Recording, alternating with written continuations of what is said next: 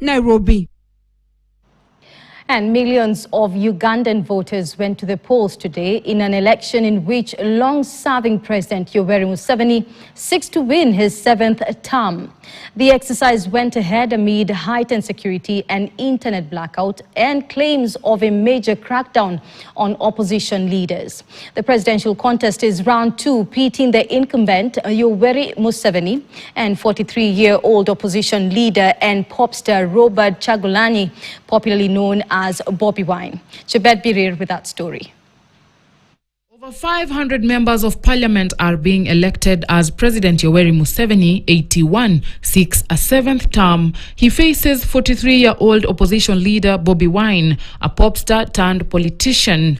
Wine's campaign has focused on tackling corruption and implementing reforms, resonating with Uganda's youthful population. 21.6 million Ugandans are eligible to vote. There are 8 candidates in total running for president.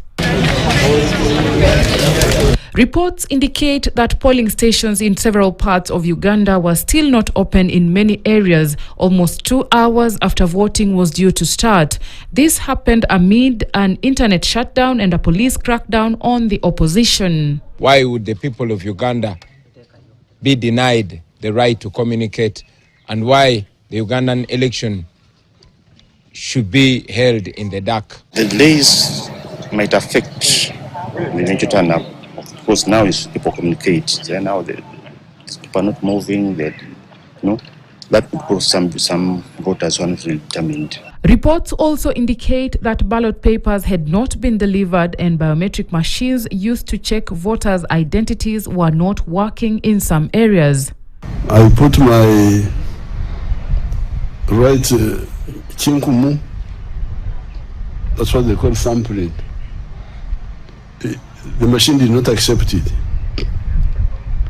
I put my left, it did not accept it. At the first I saw the process was not doing any good by using the machine. So by the time they said we should vote normally as we used to do in the back, as in before, like that is let me say that is 2021. At least the thing has been moving. Uganda has not experienced a peaceful transfer of power between elected leaders since independence in 1962, making these elections particularly critical.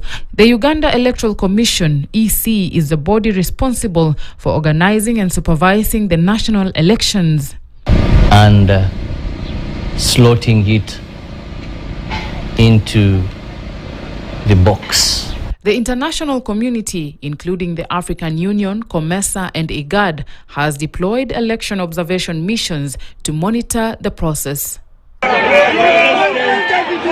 Chebet Birir, KTN, Nairobi. Thank you for that report, Chebet. Well, that story brings us to a fast short break. And before we go, just to let you know, when we return, we look at why the High Court Judge Richard Mungo has directed that Mbeere North by-election contest materials be secured in a room with 6 padlocks, by the way, with all parties having keys to each ahead of a petition hearing challenging the results. We have this story and others, of course, after we return, so stay tuned.